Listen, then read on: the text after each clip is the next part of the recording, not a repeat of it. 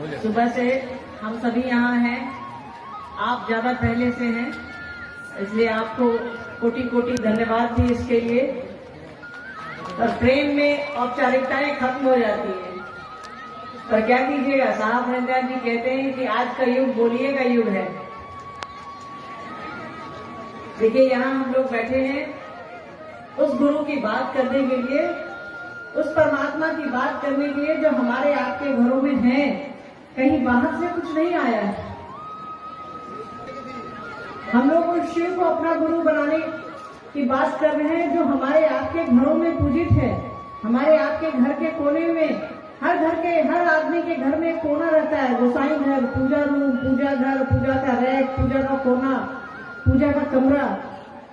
साहब उसी महादेव को जो हमारे आपके पूजा के घरों में जिसकी तस्वीर रहती है, जिसके शिवलिंग के रूप में मान्यताएं हमारे घर में चौक चौराहे मंदिर चौपाल हर जगह दिखते हैं प्रतीकों के रूप में, उसी शिव को साहब ने कहा कि अपना गुरु बनाइए। वो परमात्मा जिसने हमको और आपको बनाया है, जिसने पूरी सृष्टि बनाई है, उसको अपना गुरु बनाना है। और शिव को ही परमात्मा कहा गया है, ये हमने और आपने नहीं कहा है। इसी परमात्मा के कहे हुए सूत्र पर ना साहब ने शिव को गुरु बनाया। साहब जब 74 में शिव को अपना गुरु बनाए तो उन्होंने कहा कि मेरा बस सिंपल सा गणित था, एक श्लोक जो मेरे घर में बाप पिताजी पढ़ा करते थे, बोला करते थे, गुरुर ब्रह्मा गुरुर विष्णु गुरुर देवो महेश्वर गुरु साक्षात पर ब्रह्मा तस्मै श्री गुरुवे नमः। कि जो वही परमात्मा जो ब्रह्म है, जो विष्णु है, जो शिव है, वही हमारे आपके गुरु भी हैं। तो परमात्मा जो है उसको साहब ने गुरु बना दिया। और परमात्मा किसको कहा गया है? शिव को कहा गया है। सभी शास्त्र, आध्यात्मिक किताबें, आध्यात्मिक पुस्तकें, धार्मिक किताबें शिव को परमात्मा कहती है, महेश्वर कहती हैं, महादेव कहती हैं, जो देवताओं में भी श्रेष्ठ है। देवता तो हजार है, असंख्य हैं, तो उन देवताओं में जो सर्वश्रेष्ठ है उसको महादेव कहा गया है। महेश्वर जो ईश्वरों में महान है, महेश्वर शिव को कहा गया है। महाकाल शिव को कहा गया है। आपको मृत्युंजय, महामृत्युंजय उनको कहा गया है। मृत्युंजय ही कहते हैं जो मृत्यु को जीत ले, उस पर भी महा कहा गया है। मतलब मृत्यु भी जिसके अधिकार में है, मृत्यु भी जिसकी गोद में है, मृत्यु भी जिसके पास रहती है।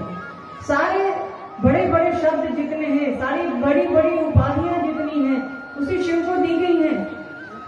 और ये हमने, आपने या किसी और ने नहीं दिया है, ये सनातन से चला आ रहा है। सनातन का अर्थ होता है जो नया नहीं है, जो कभी खत्म नहीं होगा, वो हमारे शिव हैं। हम आप खत्म हो जाएंगे, ये सृष्टि खत्म हो जाएगी, क्योंकि ये सृष्टि भी उन्हीं की इच्छा से बनी है, ये खत्म हो जाएगी, और शिव कभी खत्म नहीं होंगे। उसी शिव को अपना गुरु बनाना है, और उसी से हम आप लेते भी सब कुछ हैं।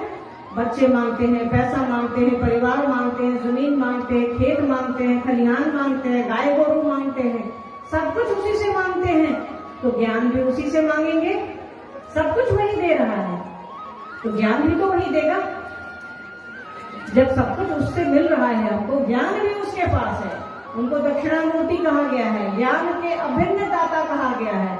उनसे बड़ा ज्ञान का कोई ज्ञानी नहीं है, उससे बड़ा कोई जानकार नहीं है। वो सबसे बड़े स्कूल हैं, सबसे बड़े शिक्षक हैं। किताबें कहती हैं कि गुराधिपति हैं, गुरुओं के अधिपति हैं। सोच लीजिए, मतलब उनसे बड़ा कोई गुरु नहीं है, जगत गुरु है, विश्व गुरु है वो। तो उन्हीं को अपना बनाने के लिए, उन्हीं से ज्ञान लेने के लिए साहब ने कहा कि शिव को अपना गुरु बनाओ। उनसे बेहतर कुछ भी नहीं है। सबसे अच्छी चीज जो हमारे आपके पास उपलब्ध है इस जगत में शिव है। उन्हीं को हम लोग छोड़े रहते हैं, उन्हीं से हम लोग दरकिनार बना अपना दूरी बनाए रखते हैं। उनको अपना बनाइए। अपना बनाने के लिए साहब ने 3 सूत्र दिए हैं। साहब हजरत जी ने कहा कि शिव को अपना गुरु बनाओ इन 3 सूत्रों के माध्यम से। तो साहब ने उसी शिव को कहा कि गुरु बनाओ। इसके लिए 3 तरीके उन्होंने बताए, 3 सूत्र उन्होंने दिया। पहला है कि हे शिव आप मेरे गुरु हैं, मैं आपका शिष्य हूँ, मुझे शिष्य पर दया करिए। संबंध बनाने के लिए साहब ने कहा, क्योंकि कोई भी रिश्ता संबंध पर ही चलता है। रिश्ता छोटा हो, बड़ा हो, कैसा भी रिश्ता हो, वो संबंध की धरती पर ही बनता है। तो साहब ने पहला सूत्र दिया कि शिव को अपना समझो, अपना रिश्तेदार बनाओ, अपना संबंधी बनाओ। सब कुछ लेते हो उससे, उसको अपना तो समझो। तो उन्होंने कहा कि हे शिव, आप मेरे गुरु हैं, मैं आपका शिष्य हूँ, मुझे शिष्य पर दया कर दीजिए। तो संबंध जब हम आप बनाएंगे, रिश्ता एक बन जाएगा। तो जब रिश्ता बन जाएगा तब कुछ मांगने की जरूरत नहीं पड़ती है, पर मांगने के पहले रिश्ता तो बनाइए। दूसरा सूत्र उन्होंने दिया कि जो तुम करते हो दूसरों को समझाओ। महादेव ने साहब को कहा कि जो तुम करते हो दूसरों को करने को कहो। साहब ने हम लोगों को कहा, दीदी ने हम लोगों को कहा कि जो आप करते हैं दूसरों को कहिए। हम तो आप क्या करते हैं, हम आप करते हैं कि शिव को अपना बनाते हैं, उससे दया मांगते हैं। हे शिव, आप मेरे गुरु हैं, मुझे शिष्य पर दया कर दीजिए। ऐसा लोगों को समझाने के लिए साहब ने कहा। उन्होंने दूसरा सूत्र ये कि जितना हम आप लोगों को समझाएंगे, जितना दूसरों को समझाइएगा, खुद समझ लेगा। सिनेमा का गीत हमको और आपको इसलिए याद आता है, हम आप उसको दिन भर गुनगुनाते रहते हैं, वो हमारे आपके कान में हमेशा टकराता रहता है, कभी चौक चौराहे पे बजता रहेगा। अभी इतने सारे भजन हमको और आपको ध्यान में आ गए हैं। अभी लगातार आपको राम प्राण प्रतिष्ठा हुआ है अयोध्या में, तो ढेर सारे भजन बज रहे हैं। तो हमको और आपको उसके वो मोबाइल खोलिए तो वो भजन, चौक चौराहे पे जाइए तो वो भजन, तो हमने उसको कोशिश नहीं की है याद करने की, वो याद हो गया है। तो साहब ने कहा कि जिस बात को आप जितना दोहराइएगा वो आपके मन पर उसका स्थायी रहेगा, वो आपके मन पर अपना प्रभाव छोड़ेगा। देखिए, साहब से बड़ा कोई भी वैज्ञानिक नहीं है, साहब से बड़ा कोई भी मनोवैज्ञानिक नहीं है। वो हमारे और आपके मन को पढ़ते हैं। जैसे साहब ने लिखा है ना कि शिव मन के परिमार्जन के चिकित्सक हैं, तो वैसे ही साहब हमारे आपके मन को पढ़ने वाले सबसे बड़े वैज्ञानिक धरती पर है। उनको मालूम है कि मनुष्य की प्रकृति क्या है, इंसान कैसे समझता है चीजों को, तो हमको और आपको समझाने की कोशिश करते हैं। और तीसरा है नमः शिवाय से अपने गुरु को प्रणाम करना, प्रणाम करने की कोशिश करना कि हम आप नमः शिवाय से अपने गुरु को प्रणाम कर रहे हैं कि हे शिव, आप मेरे गुरु हैं, दया कीजिए। ये तो पहला सूत्र हमने किया। फिर दूसरा लोगों को समझाते हैं। फिर तीसरा है कि नमः शिवाय से गुरु को प्रणाम करने की कोशिश कीजिए। इसके लिए हम लोगों को 108 की नमः शिवाय की गणना है, माला पे बनी हुई है। माला से करनी है तो माला पर करिए, उंगलियों पर करनी है तो उंगलियों पर करिए, या अजपा जप विधि से आप महादेव को, गुरु को प्रणाम कर सकते हैं। चलिए, कोई बात नहीं, भीड़ हो गई थी, आप लोग आगे एडजस्ट हो गए, कोई दिक्कत नहीं है, ठीक है। और शिव के अच्छे से तो मन में एडजस्ट होते हैं भाई। साथ से हम लोगों ने सीखा है, जगह मिले तो भी बहुत अच्छा, नहीं मिले तो भी बहुत अच्छा, यही तो हमारे गुरु हैं। शिव का परिवार देखिए ना, शिव की तस्वीरों को देखिए, वहां बाघ, बैल, बकरी सब दिखेगा आपको, सांप, चूहा सब दिखेगा, सब एक दूसरे के विपरीत हैं, फिर भी बड़े प्रेम से रहते हैं। इसीलिए तो शिव को गुरु बनाने की आवश्यकता है। इसीलिए तो साहब ने कहा कि शिव को अपना गुरु बनाइए, उनसे ज्ञान लीजिए, उनसे सीखिए कैसे जीवन यापन करते हैं, कैसे जीवन जीते हैं। यहाँ जीवन जीते हुए भी उस शिव को अपने मन में रखना है, साहब दीदी को अपने मन में रखना है। शिव परिवार से ही सीखने की चीजें हैं। सब कुछ सामान्य तरीके से कैसे चलता, असामान्य परिस्थितियों में भी चीजें सामान्य कैसे हो सकती हैं। आज कुछ नहीं है खाने को, भात नमक खा करके शिव के शिष्य हो जाते हैं। आज पनीर और रोटी खा लेते हैं। यही तो शिव की शिष्यता हमारे आपके मन को बदल रही है। इसीलिए तो साहब ने कहा कि जन जन को शिव का शिष्य बनाइए, लोगों को प्रेरित करिए। हमारे आपके किसी एक काम से अगर कोई एक आदमी उस ओर चल देता है तो याद रखिएगा, इससे अच्छा काम धरती पर नहीं है। कोई हमारे आपके प्रयास से शिव की ओर चल देता है, इससे अच्छा काम फल धरती पर कुछ भी नहीं है।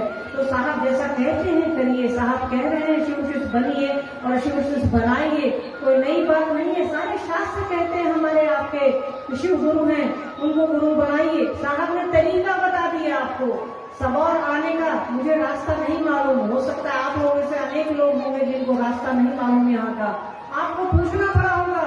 रामू भाई ने हर जगह रोड मैप बनवाया है कि यहाँ से यहाँ जाइए, वहां जाइए, बाएं जाइएगा, दाहिने जाइएगा, तब सबौर का ये मैदान मिलेगा।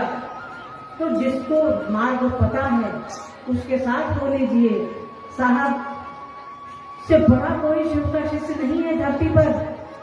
हमको और आपको उनसे सीखना चाहिए, शिव शिष्य की तरह सीखे हम आप। इंसान की तरह सीखे। जब हम आप शिव हो जाएंगे तो इंसान भी बन जाएंगे हम आप, क्योंकि आज के दौर में तो इंसानियत ही नहीं है। लोग कहता है कि महादेव क्या पहले से गुरु नहीं थे जो आज गुरु बनाने की जरूरत पड़ी है? ये शिव की इच्छा है कि वो हमारे आपके गुरु बने, पूरी सृष्टि के गुरु बने। वो अनादिकाल से गुरु हैं, जो बनाया है दुनिया को सबसे पहले वही है, उसके बाद ही कुछ है। शिव ने इच्छा की कि मैं एक हूँ, मैं एक से अनेक हो जाऊं, तो उनकी इच्छा ही सब कुछ है। हम आप उसी एक से अनेक होने के परिणाम हैं।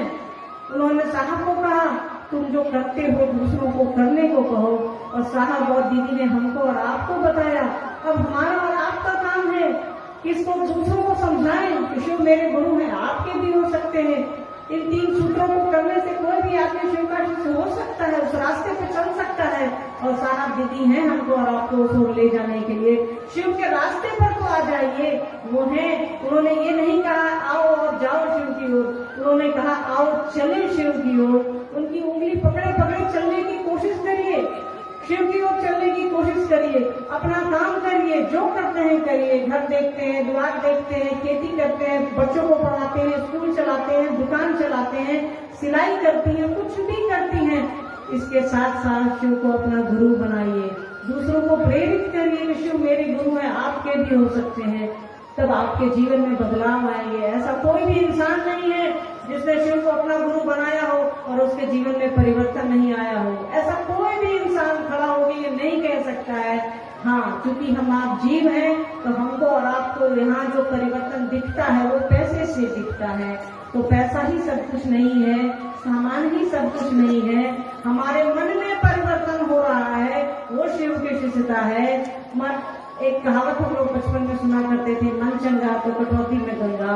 शिव आपके मन को विस्तारित करते हैं, शिव आपके मन को आसमान से भी बड़ा बनाते हैं। तो ये जगत तो बहुत छोटी सी चीज है, हमारा आपका मन विशाल बनता है। जगत धीरे धीरे हल्का होने लगता है, दुनियादारी धीरे धीरे चलती है, रुकती नहीं है दुनियादारी। साहब ने कहा किसी चीज को रोकने की आवश्यकता नहीं है, बस अपने मन को शिव की ओर करने की आवश्यकता है, अपने मन को उस ओर ले चलने की आवश्यकता है। आप बस उधर ले चलिए, आपके मन को विस्तारित तो गुरु करेंगे, आपके मन को बड़ा तो शिव करेंगे। उन्हीं की दया से हमारा आपका मन चलता है, उन्हीं की दया से ये शरीर चल रहा है। वो परमात्मा ही है हमको और आपको बनाने वाला, और वही परमात्मा गुरु की कुर्सी पर बैठा है। तो चलना आसान है, चलने की कोशिश करिए। इस ओर कोई भी मिले उसको जरूर समझाइए कि शिव मेरे गुरु है, अपना गुरु बनाओ।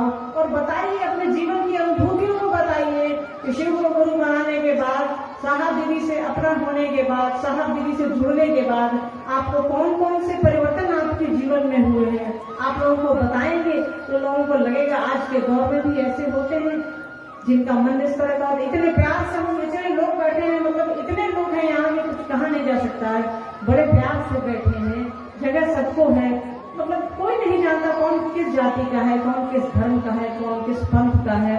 तो साहब और दीदी की कृपा देखिए, महादेव की दया देखिए कि हम आप यहाँ इतने प्रेम से बैठे हैं। अगर हमारे आपके गुरु शिव नहीं होते, एक घर में रहते हुए तो 5 आदमी 5 कमरों में रहता है। यहाँ तो हम लोग हजारों की संख्या में यहाँ बैठे हैं और बड़े प्रेम से बैठे हैं यहाँ। ये उस गुरु की दया है, शिव की दया है, साहब दीदी के आशीर्वाद का खेला है, ये और कुछ भी नहीं है। क्योंकि अपनी बात तो अपना बच्चा नहीं सुनता है, हम आप एक दूसरे की बात कहाँ से सुने। ये साहब ने कहा है जो उसका खेला है, शिव हमारे गुरु, ये शब्द का खेला है जिसमें ताकत महादेव ने भरी है, जिसको शुरू किया है साहब दीदी माँ ने।